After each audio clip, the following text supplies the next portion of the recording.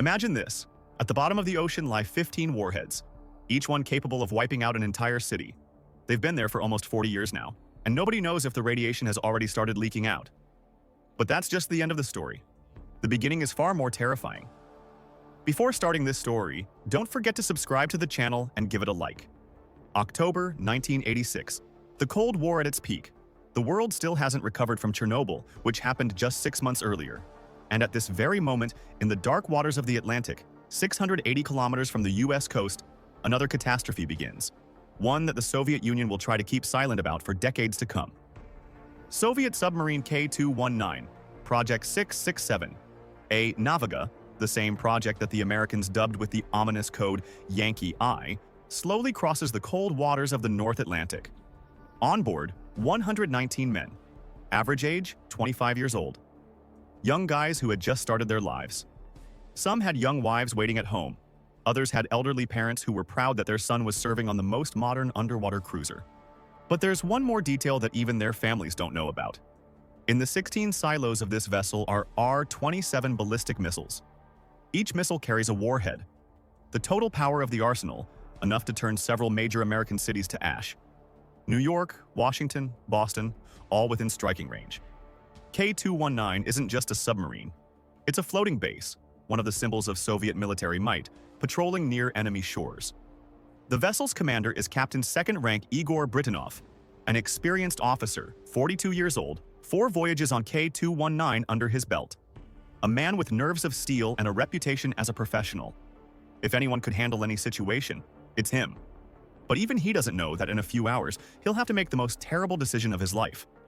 Morning of October 3rd, 1986, 0514 ship time. K-219 is traveling at a depth of 350 meters. Everything's running normally. The crew is on watch rotation, some sleeping, some on duty. An ordinary morning of ordinary combat patrol. There had been hundreds of these. And suddenly, an alarm signal. In missile silo number 6, pressure suddenly spikes. The instrument needle shoots into the red zone. The duty officer at first doesn't believe his eyes. He checks the instrument, taps on the casing. Maybe it's a malfunction? But no, this isn't a malfunction. There's an oxidizer leak in the silo. For those not in the know, the oxidizer in R-27 rockets is nitric acid, one of the most aggressive substances imaginable. It eats through metal, flesh, everything it touches. And the most terrifying part, when it reacts with rocket fuel, a chemical process begins that's practically impossible to stop. The temperature in the silo begins to rise sharply. 100 degrees, 200, 300. The sensors go wild. In the central post, it becomes clear. This isn't just a leak anymore. This is the beginning of a catastrophe. Britanov rushes to the central post. He sees the numbers on the instruments and understands. There are only minutes left, maybe seconds.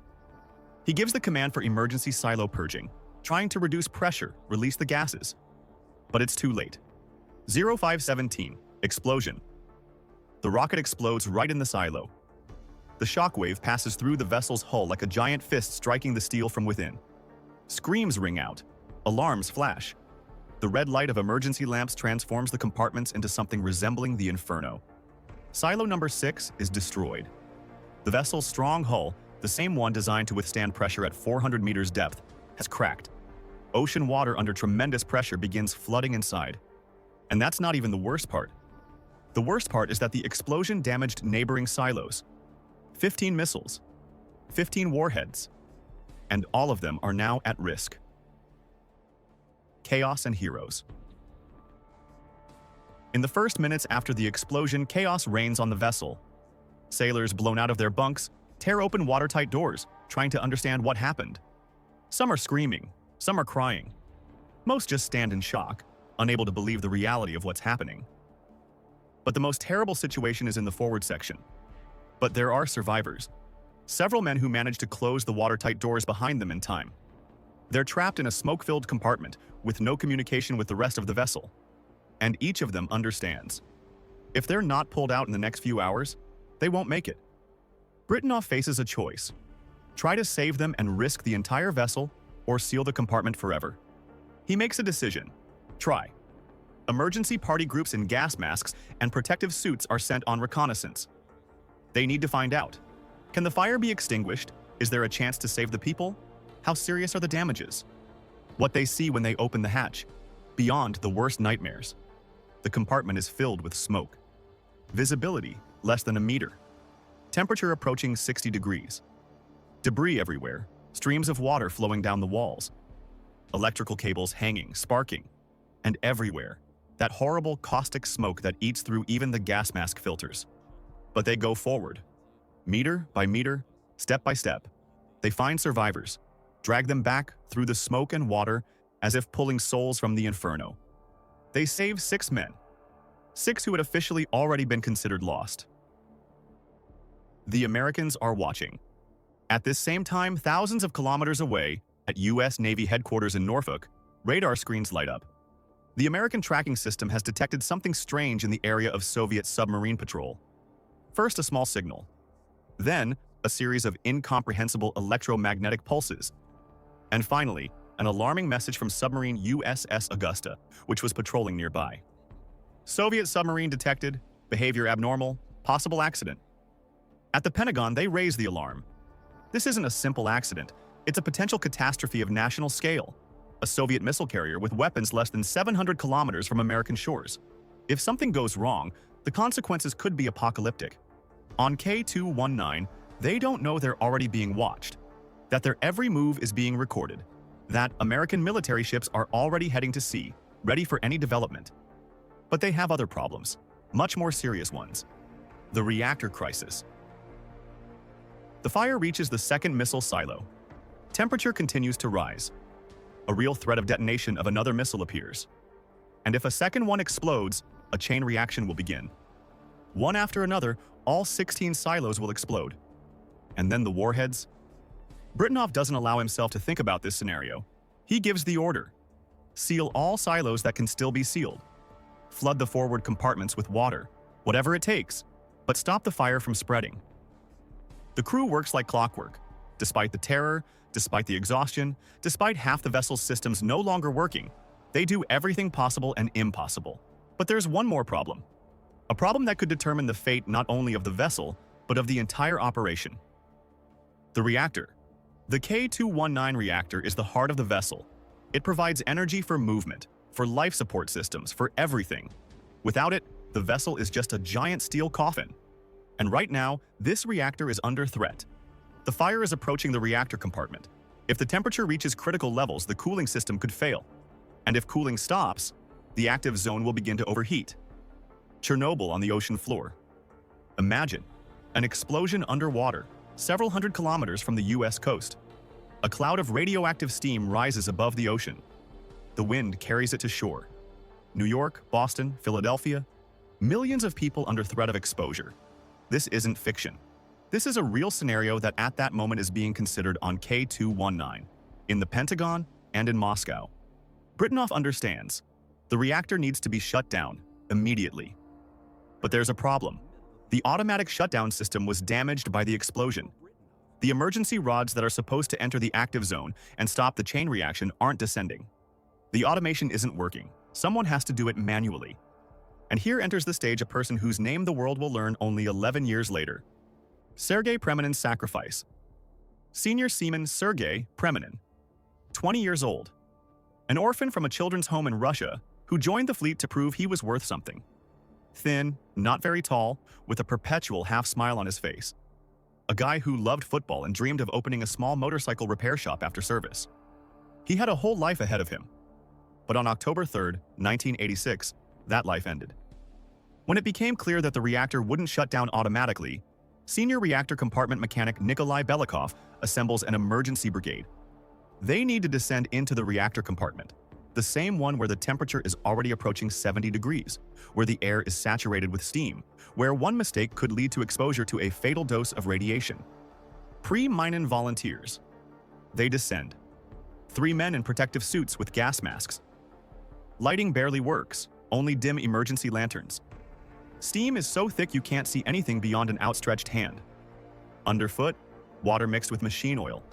Everywhere, rumbling, clanging, the hissing of steam. And each of them knows they may have already received a lethal dose of radiation. They reach the emergency shutdown mechanism. It's a complex system of levers and pushers that needs to be turned manually.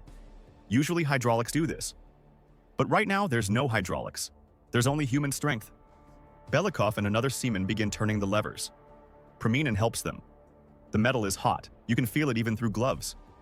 The levers move stiffly, as if jammed. They need to apply all their strength, all their despair, all their will to live. Minute after minute, turn after turn, and finally, the rods begin to move. Slowly with a horrible screech, but they're going down, into the active zone, stopping the chain reaction. The reactor temperature begins to fall. They did it. They shut down the reactor. Belikov gives the command, everyone up, immediately, before it gets even worse. They run to the exit, stumbling, slipping on the wet floor. The first seaman crawls through the hatch. The second follows him, and then the hatch jams. The mechanism seizes. The hatch cover, which should lift easily, gets stuck halfway. Belikov and the first seaman try to open it from above. They bang, they pull. Nothing works. And below remains Preminin. He stands knee-deep in water, in the smoky inferno of the reactor compartment, and looks up. He sees the faces of his comrades in the narrow gap of the hatch, sees their despair, and understands. His comrades shout to him, "Sergey, hold on! We'll figure something out right now." But Preminin knows the truth. He's running out of air in his gas mask tanks. The compartment is filling with steam and smoke. Temperature is rising, and he makes a decision. He shouts to his comrades, "Go! Save the vessel! I'll hold here as long as I can. If anything, close the hatch." Belikov begs him to wait. Just a few minutes. They'll find a tool right now, they'll open. But there's no time. Preminin removes his gas mask. He does it calmly, without panic, just removes it, places it to the side, and breathes the poisoned air of the reactor compartment. After a few minutes, he loses consciousness from lack of oxygen and poisoning. 10 minutes later, his heart stops. Later, when engineers are able to open the hatch, they'll find his body. He'll be lying in a corner of the compartment, hands tucked under his head, as if simply asleep. He was 20 years old. The final hours. On the morning of October 4th, it becomes obvious. The vessel won't survive. Despite all efforts, water continues to come in. Forward compartments are completely flooded. The stern begins to rise. K-219 is slowly but inevitably going to the bottom. Britanoff gathers the senior officers, speaks briefly. "Gentlemen, we've done everything possible." But the vessel can't be saved, preparing for evacuation. Some officers cry, not from fear for their own lives, from despair. Their vessel, their home, which they loved above all else, is passing, and they can do nothing. Britanoff transmits a radiogram to command. K-219 cannot continue the voyage. Request help for crew evacuation. In Moscow, panic rises. A Soviet missile carrier with weapons is sinking near American shores. If the Americans learn the scale of the catastrophe, it will be an international scandal. Maybe even grounds for conflict. They give the order, evacuate the people, but don't abandon the vessel. Whatever it takes, but don't let it sink before American eyes. Soviet merchant ships patrolling nearby are urgently dispatched to the accident area. They're ordered to arrive as quickly as possible and take the crew. But to do this, they first need to bring the vessel to the surface. And that's another ordeal. K-219 lies at a depth of 350 meters. The forward section is flooded, the stern barely stays afloat.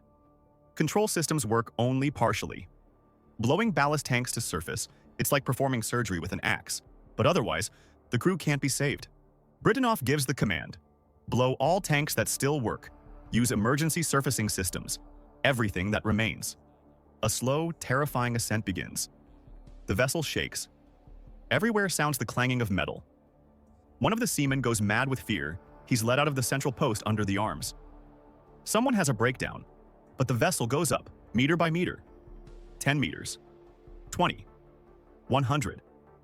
At 11:32 a.m., K-219 breaks the ocean surface. The huge black hull of the vessel emerges among the waves like a wounded whale. Smoke pours from the hatches. The hull is covered with cracks, from which water and oil leak. But it's on the surface. They did it. The crew begins to climb onto the deck. For the first time in almost a day, they breathe fresh air. Some fall to their knees and kiss the cold, wet steel of the deck. Some just sit, staring into emptiness, still not believing they survived. A few hours later, Soviet ships arrive. Tanker Krasnogvardeysk and freighter Fedor Bredekin. They stand board to board with K-219, deploy ladders. Evacuation begins. Sailors transfer to merchant ships. The wounded are carried on stretchers. Some need urgent medical help: burns, poisoning, blast injuries. Doctors on merchant ships do everything possible. By the evening of October 4th, only a group of volunteers remains on K-219. 12 men led by Britanoff. They refuse to leave the vessel. They want to try to tow it home. It seems to them there's still a chance. The next 3 days are a heroic, desperate attempt to save the impossible. Britanoff and his group live on the half-sunken vessel in the middle of the ocean in conditions you wouldn't wish on an enemy. Electricity barely works. No heating. The only source of warmth? Steam from emergency systems. They eat canned food from emergency supplies. Sleep in shifts, wrapped in rescue blankets. They try to pump water from forward compartments. Try to close cracks. Try to prepare the vessel for towing. Orders come from Moscow. Hold on, tug is already on the way. But everyone understands. It's futile. Water comes in faster than they can pump it out. The hull continues to crack. Metal fatigue after the accident can't withstand the loads. The sea is rough, waves hit the side, rock the vessel. And on October 6th, it becomes obvious. K-219 will sink anyway. Britanoff makes the hardest decision of his life. He transmits a radiogram. Vessel cannot be salvaged. Request permission to evacuate the last group. The response comes from Moscow. Permission granted. Save maximum documentation. Prepare vessel for sinking. They know what this means. They have to make it so the Americans can't raise the vessel and get to its secrets. They have to sink it so deep that no one will ever find it. On the evening of October 6th, they open the last valves. Release water into all compartments that were still staying afloat. K-219 begins to go down quickly. Morning of October 7th, 1986. K-219 stands vertically in the water. The forward section is already underwater. Only the stern remains on the surface, with the USSR flag barely fluttering in the wind. Britanoff and his men stand on the deck of the merchant ship and watch their vessel. No one speaks. They just watch. At 11:03, K-219 disappears underwater. The last thing they see is the tip of the flagpole submerging into the waves. Then, only empty ocean. The vessel goes to the bottom, slowly descends into the cold darkness. Passes 100 meters, 500, 1,000, 2,000. The end of the fall, at a depth of 5,500 meters. There it lies to this day, along with 15 warheads, along with the bodies of 4 sailors who didn't make it to evacuation or perished during the accident, along with the body of Sergey Preminin, who saved the world and passed at 20 years old. The first days after the catastrophe, Soviet command maintains complete silence. No official statements, no comments. The USA, on the other hand, publishes detailed reports. They monitored everything from beginning to end. They know where the vessel sank, know what was on it, and demand explanations. In Moscow, they're finally forced to admit, yes, there was an accident. Yes, the vessel sank. But, and this is the official version, the accident is localized. There's no threat, no radioactive contamination detected. About the warheads, not a word. About the scale of the catastrophe, not a word. About the crew's heroism, also silence. Britanoff and his officers are met in Moscow as failures. They're interrogated, checked, they search for the guilty. Some are threatened with tribunal. Some are demoted. And Sergey Preminin is completely forgotten. His name isn't mentioned in reports, isn't written into the list of those decorated. Officially, he simply perished while performing service duties. His mother, an old woman from a provincial town, receives a standard notification. Without details, without explanations. Simply, your son has perished. Our condolences. And so 11 years pass, 11 years during which no one knows about Preminin's feat. His service comrades try to secure a decoration for him. They write reports, appeal to command. They're ignored. Not the time, say the officials. Need to wait. Britanoff will retire, never having seen justice for his hero. Belikov, that same senior mechanic who was next to Preminin in the last minutes of his life, will be tormented by guilt until the end of his days. I should have stayed instead of him, he'll say in an interview years later. And at the bottom of the Atlantic, K-219 slowly deteriorates. American researchers try to reach it. In 1988, a U.S. Navy underwater apparatus finds the wreckage, takes photographs, takes water samples. But raising the vessel, too risky and too expensive. Russia officially states the vessel is sealed. There's no threat of radiation leak. But this isn't true, research shows. The hull is damaged in many places.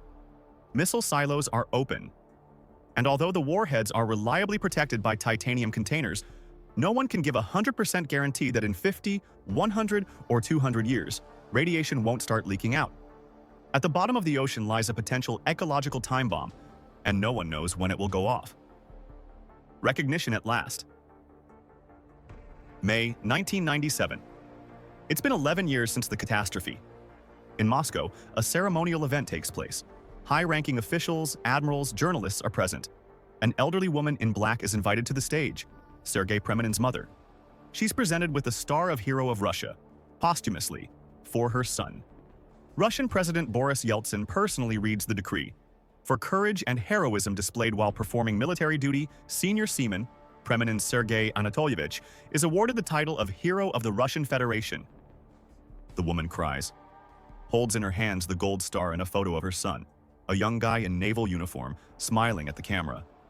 He's forever 20. This recognition came 11 years too late. But it came. The story of K-219 becomes known to the general public. Books are written about it, documentary films are made. One of the most famous, Hostile Waters, 1997, a British-American film where Rutger Hauer plays the role of Britanoff. The world finally learns the truth about what happened that October night in 1986 in the cold waters of the Atlantic. Today, somewhere in the darkness of the Atlantic, at a depth of 5,500 meters, lies K-219. 15 warheads, tons of toxic substances, a reactor, and the body of a 20-year-old guy who saved the world. Nobody knows when or if this underwater grave will begin to leak its contents. Nobody knows if future generations will have to deal with the consequences of decisions made in the heat of the Cold War. But one thing we do know for certain: heroes exist. They're not always recognized, not always rewarded. Sometimes they're simply forgotten. But they exist.